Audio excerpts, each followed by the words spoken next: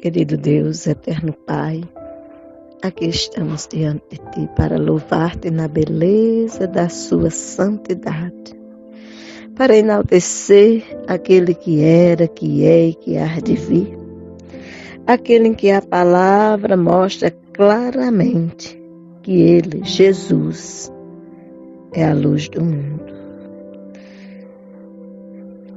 Neste momento nós iremos fazer a leitura que se encontra no Evangelho segundo João, no texto do capítulo 8, os versos de 12 a 20, que tem por título Jesus, a luz do mundo.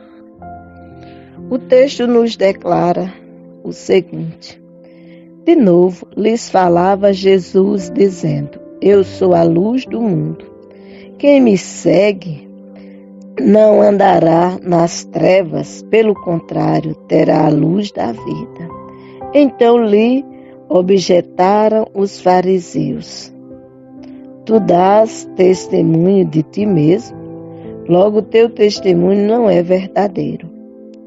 Respondeu Jesus e disse-lhes: posto que eu testifico de mim mesmo, o meu testemunho é verdadeiro, porque sei de onde vim e para onde vou.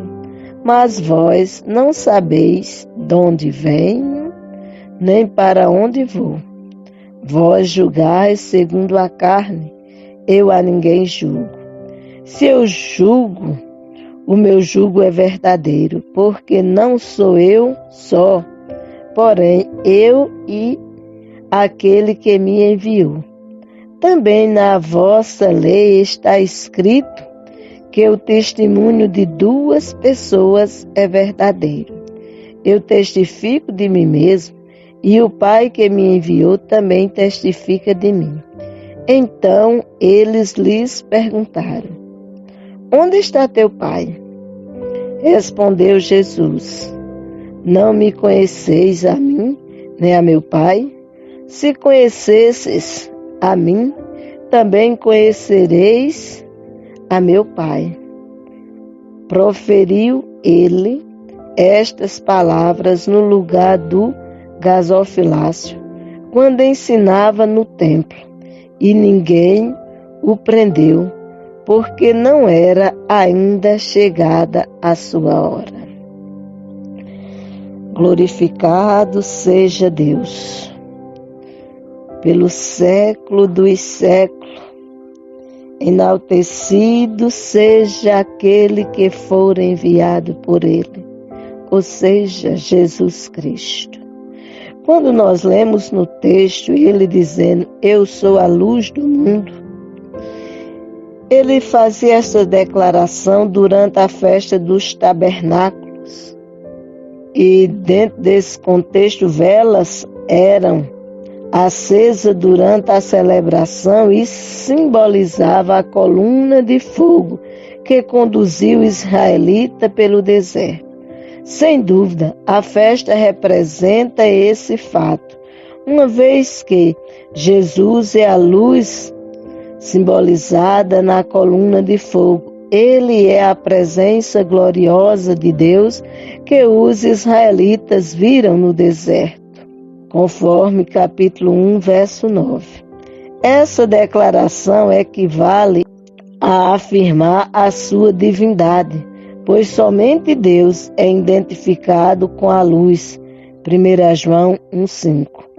As palavras eu sou celebram Êxodo capítulo 3, verso 14. Luz da vida. Jesus estava se referindo claramente a uma realidade espiritual.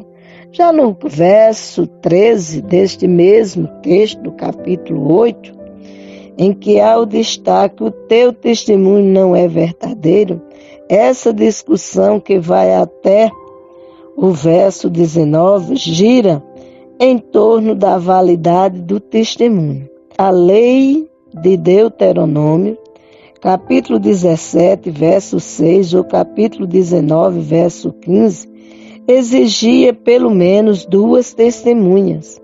Os fariseus não estavam dizendo que o testemunho de Jesus era falso, mas que não era legitimamente aceitável, conforme capítulo 5, verso 31.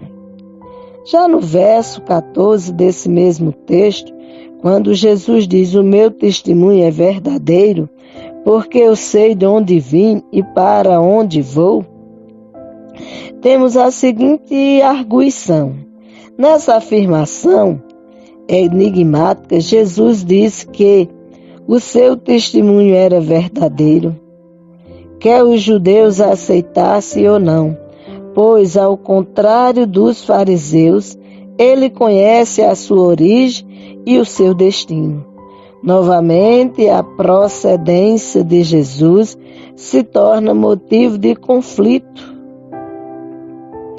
porque Jesus afirma quem é, sabe de onde vem e para onde vai.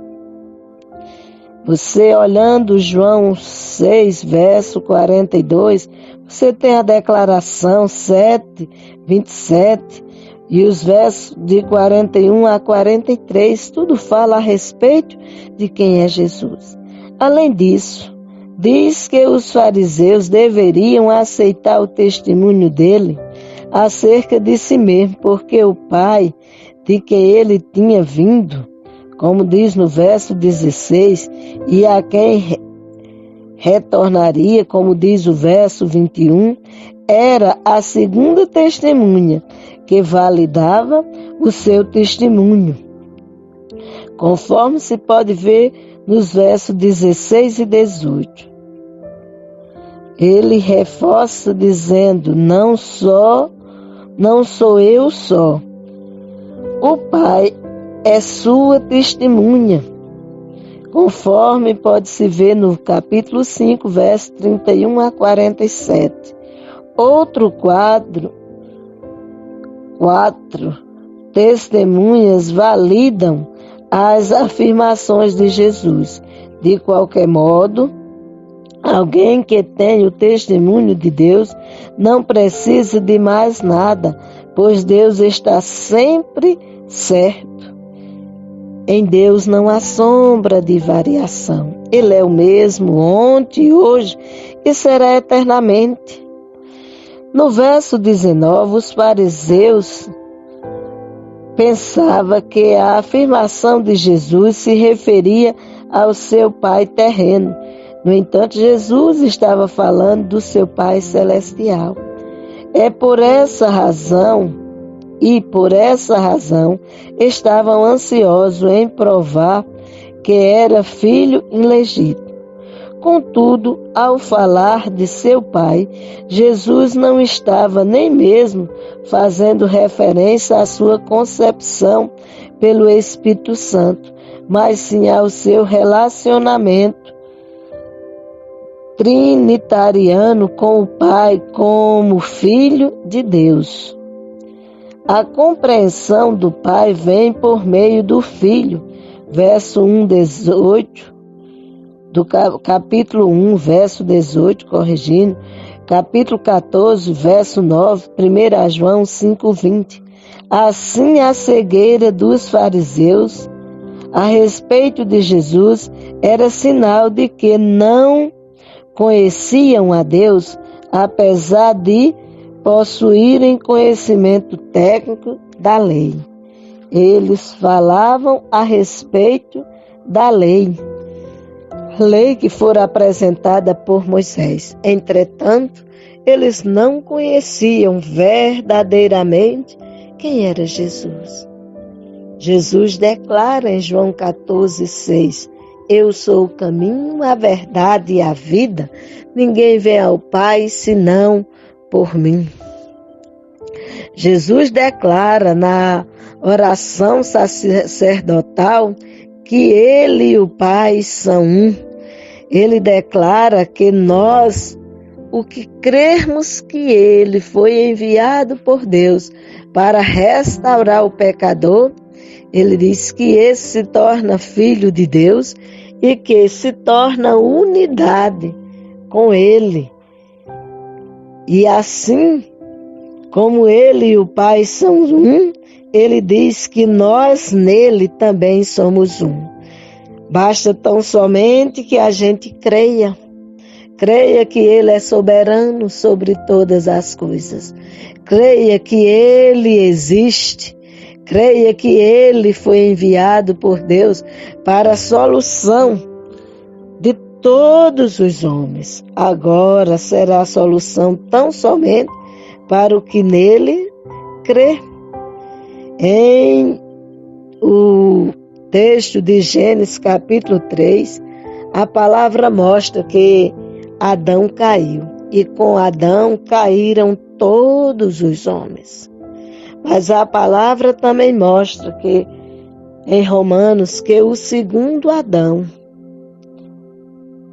resgata o pecador e o apresenta diante de Deus. Em Romanos 3,10 a palavra é bem clara que não há um justo, nenhum sequer.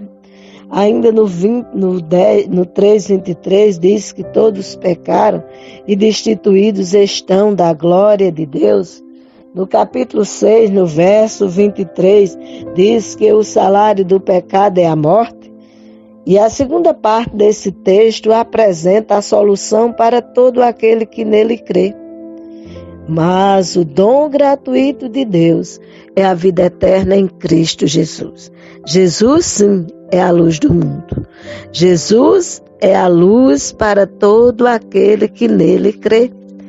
Entretanto, queremos enfatizar que Jesus veio ao mundo, ele tomou a forma de homem, como diz no capítulo 1 do Evangelho de João, no verso 14, e o Verbo se fez carne e habitou entre nós, cheio de graça e de verdade, e vimos a sua glória como a do unigênito do Pai. Mas só verá essa glória aquele que o reconhecer como o único Senhor e Salvador de suas vidas. Pois a palavra nos diz ainda no capítulo 1 de João, nos versos 11 e 12, que ele veio para o que era seu, mas os seus não receberam.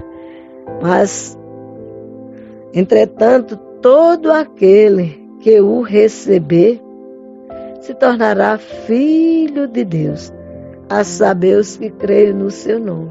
O texto é bem claro dizendo assim, que Jesus veio para o que era seu, e os seus não receberam, mas a todos quanto receberam, deu-lhes o poder de serem feitos filhos de Deus, a saber, os que creem no seu nome.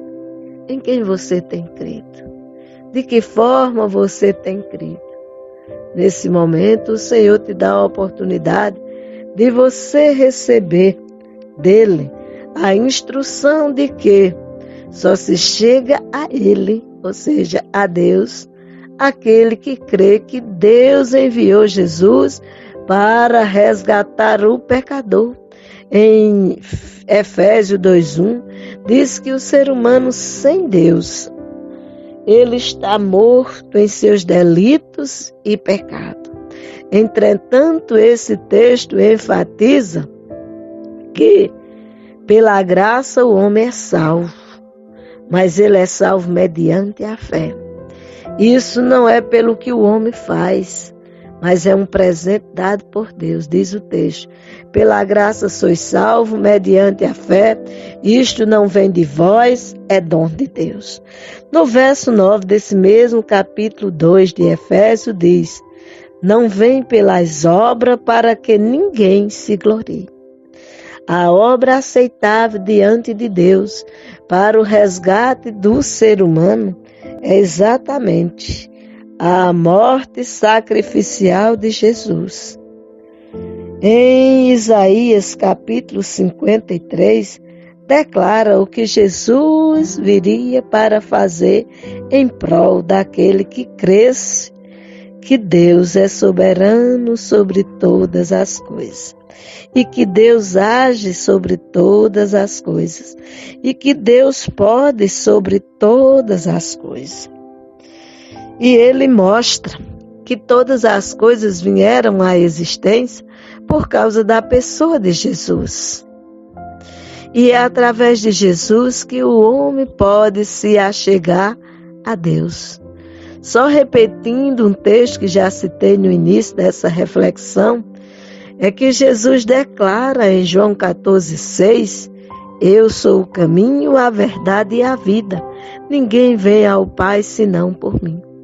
Ninguém se chega a Deus se não for por Jesus. Certa feita, o homem Cornélio, como mostra em Atos 10, estava orando ao Senhor, pois ele tinha o hábito ou o costume de todos os dias orar ao Senhor. Além de ter esse hábito precioso, ele também era aquele homem que dava esmola a todos aqueles que chegavam lhe pedindo ajuda. E um dia, estando ele orando, Cornélio, ele ouviu a voz do Senhor que dizia a ele: Cornélio, as tuas orações e as tuas esmolas chegaram à minha memória, mas você não. Mas se você quiser chegar à minha memória, eu quero lhe dizer que na cidade de Jope, na casa de Simão Curtidor, encontra um homem chamado Simão, que tem por sobrenome Pedro. Manda chamar este homem, e ele virá e te dirá as palavras que te colocará na minha presença. Cornélio não perdeu tempo. Chamou seus criados e os enviou até a cidade de Jope, a casa de Simão, o curtidor, e que procurasse por Simão, de sobrenome Pedro, para que esse viesse, pois ele queria conhecer a luz do mundo. A luz do mundo é Jesus. A solução para o pecador é Jesus. E Jesus está à porta e bate. Se você abrir a porta do seu coração e deixar que ele entre, ele entrará, ceará com você e você com ele. Você desfrutará da comunhão com Deus, mediante a ação gloriosa de Cristo Jesus, Senhor e Salvador de todo aquele que nele crê. Creia em Jesus, creia em sua palavra, guarde em sua mente e em seu coração e contemple o Senhor hastear a bandeira da sua vitória. Que Ele, pois, nos abençoe, hoje e sempre. Assim eu peço a Ele, em nome do Senhor Jesus Cristo. Amém.